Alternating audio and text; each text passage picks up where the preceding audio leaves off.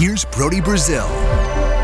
Before we actually get into the meat and potatoes of this video, I actually have to make sure you're up to speed on one thing in particular. Like, did you even know that flag football is going to be an official Olympic event at the 2028 Summer Games in Los Angeles? No, not tackle football and not football like European soccer football.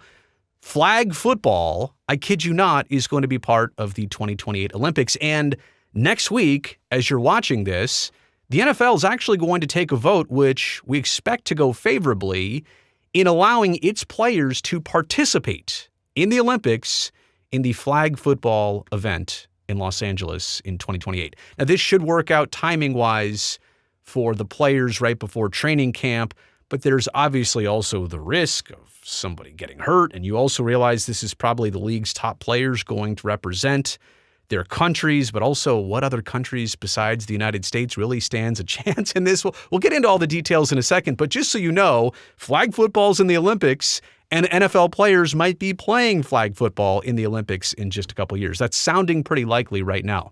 Flag football Olympic rules go like this, and I do realize you've probably already seen some Olympic events in sports where you say, I didn't even know this was a thing. A lot of people were caught off by team handball.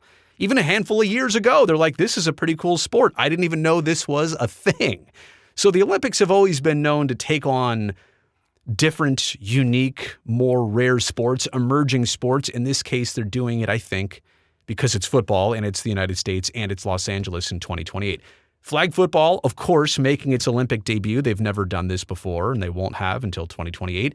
They'll have 5 players on the field, a 10-person total team, so maybe some offensive players, some defensive players, 2 20-minute halves. The field dimensions are 70 yards wide by 70 yards long, 25 yards wide, 10-yard deep end zones on both sides.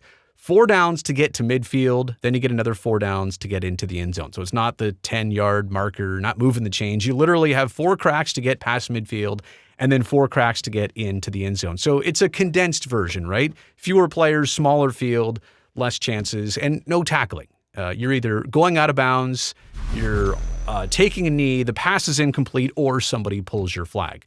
In terms of NFL involvement, there is going to be that vote this upcoming week with the team's owners and general managers, and it does sound like it is going to pass.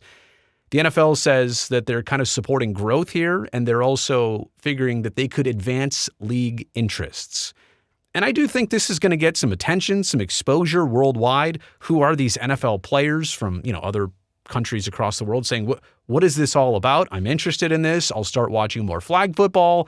Maybe it's a gateway to watching more NFL football, which that season will begin in the coming months right after the 2028 Olympics. The NFL says they're expanding the global reach of the NFL, providing greater opportunity for fan engagement and for our league partners, end quote. Translation, it's a good business move. It might make the NFL more money. It might make them more popular. They're willing to take that risk. They're willing to send their top players there just for the possible outcome and benefit. There's no charity here. They're not doing this just to feel good and warm and fuzzy. They're doing this because they think the league and its players and its owners could benefit. Here are the fine details. So this isn't just happening without a lot of thought, a lot of process to it. Any NFL player under contract can participate. So there's no exclusions. There's no special blocking of certain players because of their contract. Any player with an NFL contract would be allowed to participate under this vote. One player, though, per NFL team can be on each national team. So you cannot have one NFL team stockpiling a certain country, or you can't have 5 players from the whatever, team you want to pick, 5 players from Kansas City or whoever. You can't do that. One player per NFL team on each national team. Now, how each player is going to be able to be part of a different national team, I guess that depends on their background, their citizenship, however that works from an Olympic perspective. So you imagine that there could be some teams that send 3 or 4 players, but it's not going to be like one team's going to send 3 or 4 players to the United States Olympic team. There's going to be a purchase of league-wide insurance to cover any and all related injuries. They don't want to take their chances here and have the exception that somebody gets hurt. I mean, they just had this in hockey with the Four Nations tournament back in February. There were some players that had to miss some games, some weeks, and even the rest of the season based on injuries they suffered and sustained during that, I don't want to say exhibition tournament, but during games that didn't matter to the league and their schedule. So the league really wants to cover their rear ends here by purchasing a league-wide insurance package just to financially cover all bases. There also will be a salary cap credit for any injured players. Essentially, if you have a player that gets hurt, that's not going to go against your salary cap and your luxury tax situation. That kind of gets wiped off the books if something bad were to happen here.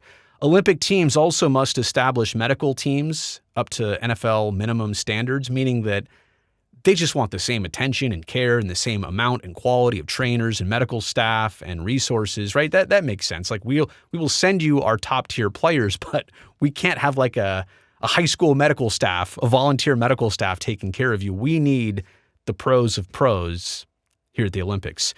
It's also kind of an interesting point here that the league has said they need a schedule that, quote, does not unreasonably conflict with any NFL players, league, and club commitments.